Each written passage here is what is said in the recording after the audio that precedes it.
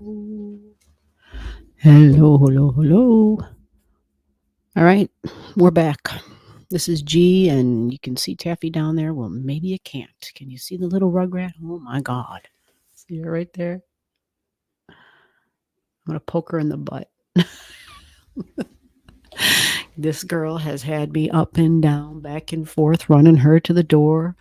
Man, she's in here for 10 seconds. Well, a little bit longer than 10 seconds. And then she just, if I'm not massaging, giving her that deep muscle massage, she's like at the door, like, let me the hell out of here. All right, so this is a short video. We're not even going to show any charts, but we're talking about Mars. Do I have a Mars picture? All righty, so yep, I went ahead and paused the video and went and found you a Mars. And there it is. Yep. It's not a Mars bar. There's no chocolate on it, but that's just that's just Mars. And in talking about Mars, Mars will be experiencing an out of bounds. Mars will go extreme because it goes out of bounds. All right. So normally when Mars goes out of bounds, it's good to understand what out of bounds means, right? It goes beyond its normal motions. It goes beyond its normal capacity. So Mars is your physical body. It is your passion, your drive. Mars is your I want to say your ability to start and initiate things. Mars can be very impatient. It can be very childlike. And I want to say that one clearly because Mars being out of bounds, you will likely find yourself quickly like a short wick. A short wick I'm being shown. Like it just all of a sudden you got this wick on this candle and it's gone. So we're quick to anger and slow to wait and to listen and to understand. That's Mars. It just wants to be first. It's so driven. It's so driven. And the word driven is going to make sense in a minute. But before we get to that part, we got to talk about Mars while it's out of bounds in the sign of Sagittarius, right? So if Mars is your body and it's really physical energy, right? It's like hands-on. It's like, this is how I relate to life with my body. I'm a doer. I'm very physical. I'm not going to be someone sitting behind a desk. I'm not going to be someone talking for a living. I'm going to be someone who's in it, who's living it and who is in it. That is what Mars wants to do. It wants to experience life through its body. That's Mars energy.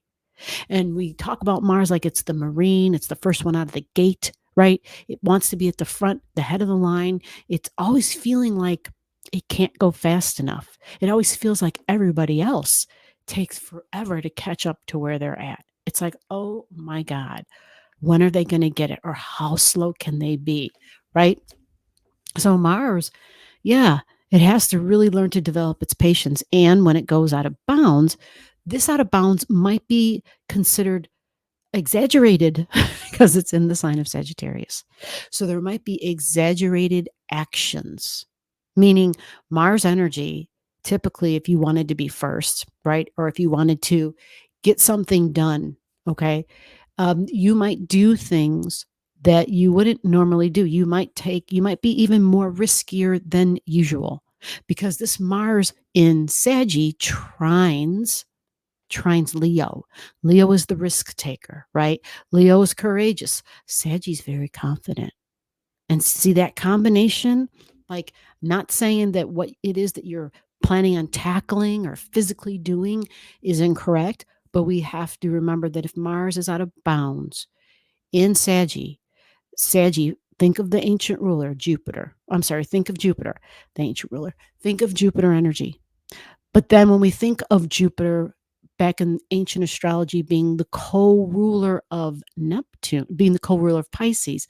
So we know that like the rose-colored glasses and not seeing clearly, the illusions, the delusions, fantasy, sci-fi, right? So it's our belief system even. All right. Now, one of the beautiful parts about this energy is it can also go the other way. It can understand things that it didn't understand before. There can be concepts around accepting others' belief system, others' religion, even. Not that means that you have to practice their religion, but you give people the freedom. Freedom is a big word with Saggy. You give people the freedom to believe what they believe because you want to be able to believe what you want to believe. But when we talk about Sag and Mars is actions of my body. And so we could possibly hear judgments because we think of the judicial system. Mars is also usually somebody with a weapon, so maybe some sort of, I don't know, in December nothing ever seems to get done in December, and quite frankly, yeah, but who knows where you live. So Mars is extreme when it's out of bounds, bottom line. So when you think of impatience, when you think of acting before thinking, ooh, that's a good one. Mars has to learn to think before acting, think before running its mouth, think before speaking. If you're impatient, slow the hell down. All right. The good thing about this out of bounds is Mars is going to enter Capricorn. Mars Mars automatically gets slowed down by Capricorn energy. It says, stop and go over here. Now sit your butt down and wait till I give you your orders. And Mars does it. It obeys. It's very much driven and focused on its goals. And it knows that there are certain things it has to do to reach those goals. So it obeys. It's got a commander in charge and it respects that commander. It's like, maybe I'll be that person one day. Maybe. Right? So Mars is doing this out of bounds thing. It begins in December, and the out of bounds will begin the 21st of December. So for some folks, because we're talking Sagittarius energy, what degree? Good question. When it reaches the 21st, it's at 19 degrees of Saggy. Glad you asked that because that's actually significant for me. My natal Mars is at 19 degrees. My natal Mars is at 19, not in Saggy, but it's at 19, which means the exact matching degree. It will aspect it. It will have a conversation with my Mars. Yes, it will. It will have a conversation with it. So freedom loving. Mars is all about freedom. And so is Saggy. Fighting for freedom, possibly. Remember, Mars can carry a weapon. So whether it's literally somebody in the military, no, I don't consider necessarily Mars somebody in the military. This is somebody who wants the freedom. Mars to me and Saggy is more like I'm the astronaut. You follow? Like somebody's paying the bill, someone's got the equipment, but I get to go. I get to go and travel off the damn planet. Big time travel energy. Saggy likes to just shoot to the moon, right? Road trips, be in the airplane, fly over the ocean. Mars. So Mars is physical bodies, extreme energy, 19 degrees, but then it stays extreme. Let's be clear about that. It stays extreme for about a full month, but then it's going to get into Capricorn. Okay. So here we are. Let me check out this ephemeris so that we can be perfectly clear. Yeah, it's January 5th. So depending upon where you live, right? January 4th, January 5th, we have Mars entering Capricorn. Now, I know that leaves us with, 2 weeks of Mars in Sagittarius out of bounds. And it does stay out of bounds all the way until the 23rd of January. Okay. And the peak of its out of bounds, I want to give you guys those dates. The peak, like the highest, the most extreme, it's in Capricorn during that time. So this is really good news because Mars is obedient. Mars takes an order. Mars has a boss. Mars has very serious responsibilities and duties at hand. It's not going to be all about, doing its own thing. When Mars is in Saggy, it's a little bit more about doing its own thing. It's that mutable energy. It wants the flexibility, not the rules. Capricorn's the rules. Mars will be all about the rules, right? Mars is the soldier. It's like, yes, sir, no, sir. Yes, like I understand the rules. I will follow the rules. But in Saggy, it wants the freedom. The rules feel like restrictions. The rules feel like you're caging me in. Like that's Sagittarius. And so Mars there says, No, no, no, no, no. We're not going to be following any rules. So when you think about it going out of bounds on the 21st, and we think about Sagittarius energy and the degrees for you in your chart, like the angles, it squares Virgo energy. That's the square, right? Squares are stress and tension typically. So it's going to be between the 19 degrees. Let me check my other chart real quick. Let me go backwards.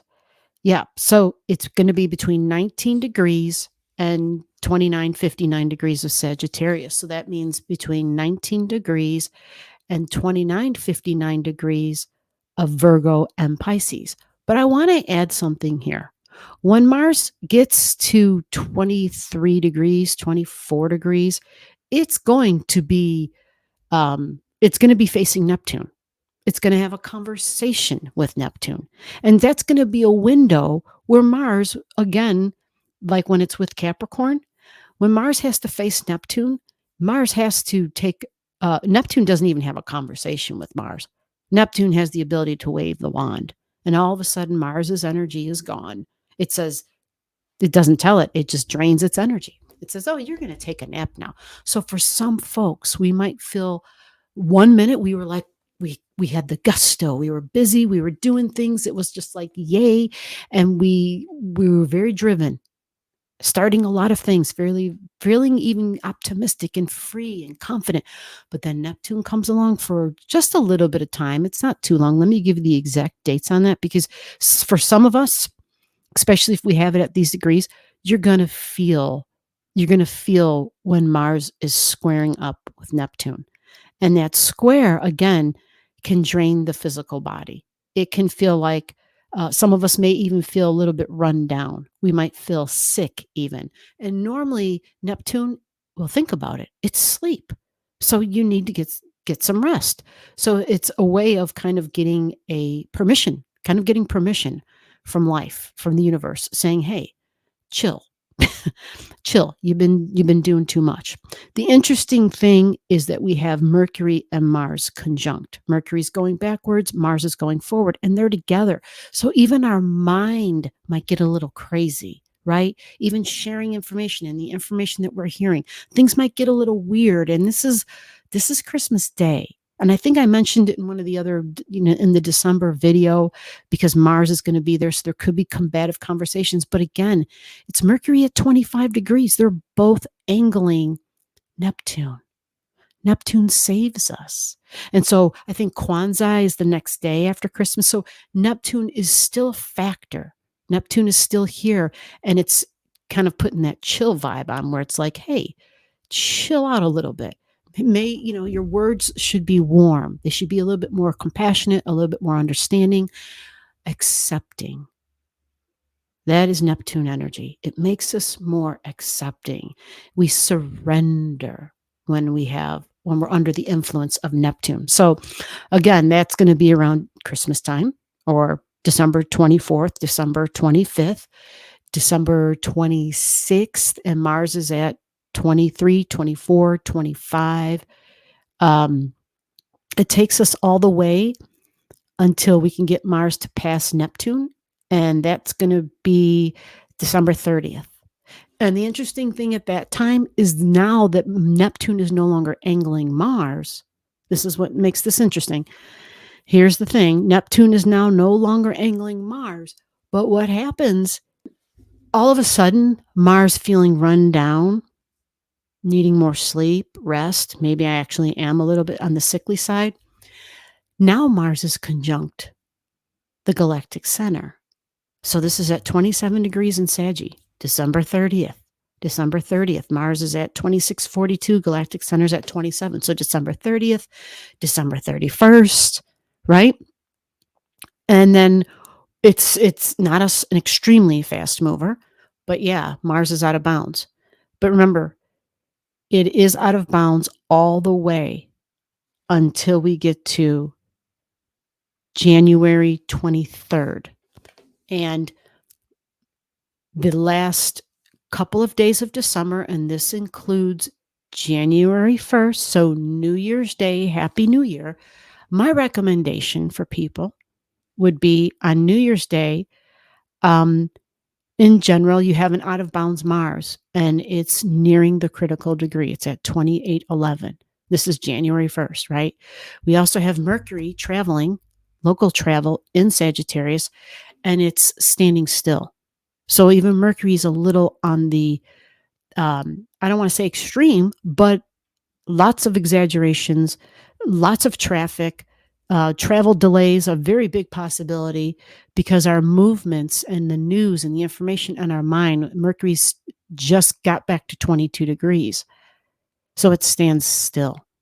So it becomes way more pronounced. So cars, that's Mercury. Local travel, that's Mercury. That's Mercury.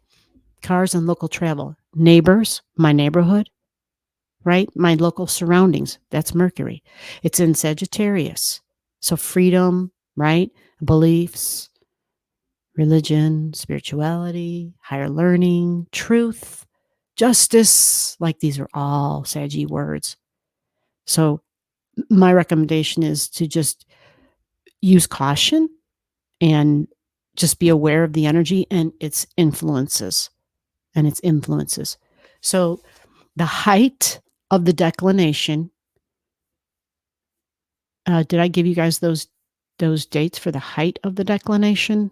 I don't know if I did, but let me reiterate that real quick. The height of the declination is 24 degrees, 24.2 it looks like. It goes to 24.2 and then it starts to come down again. By January 5th, it's at 0 degrees in Capricorn. So in my mind, right, it's the last 2 days of December and the first 4 days of the new year. You're dealing with an out of bounds Mars in exaggerated Jupiter energy, Saggy. Very much exaggerations, exaggerated actions. Remember, Mars wants to be first. So if Mercury is in Saggy and Mercury's automobiles, right? Just be smart, folks. We got a lot of people who will use that left-hand turning lane. I mean, I see it all the time now. They'll see that there's nobody in the left-hand turning lane, and they don't want to wait 4 or 5 cars behind to go straight. And I'll see them just use the empty left-hand turn lane, and they'll pull up at the intersection, and they're sitting there waiting because as soon as that light turns green, they gun it, and they gun it, and then they veer off in front of the people who were in the legitimate lanes, following the rules, right? And they'll veer off and cut them off, basically, and get in front of them. That way they could be the first person in line. Well, to each his own. But I have a sibling that is no longer in the living with intersection car accident bullshit. So in my mind, you were in a rush to die, apparently, if you're going to do some shit like that. And you see people, I see them. I'm not on the road often either. That's what's insane. I only go to my chiropractor's office. It's like 5 minutes in the car down the street. And I see this and I'm like, what the hell? Like, oh my God, why is it? It's not that serious. I guess it is for some folks. So the retrograde will be at its height. And at its height, I don't think I told you this part. Sorry, I started talking about something else. At its height, it stays at that 24.2 for about 1, 2, 3, 4, 5 days. So that's the 5th of January to the 11th of January. So that's 6 days. And then it starts cranking downwards. Okay, it starts going down a little bit at a time. And by the 23rd, it is no longer considered out of bounds. But it's been in Capricorn during those extreme times, during its height, and it takes direction really well. It puts its nose to the grindstone, and it works hard. It works hard to get stuff done. It's got goals. So my concern is really the last 2 days of January and the first 4 days. The last 2 days, the last 2 days of December and the first 4 days of January. All right, guys, I hope this helps. Thank you for watching, and New Year. All right. See you in the next one. Bye bye.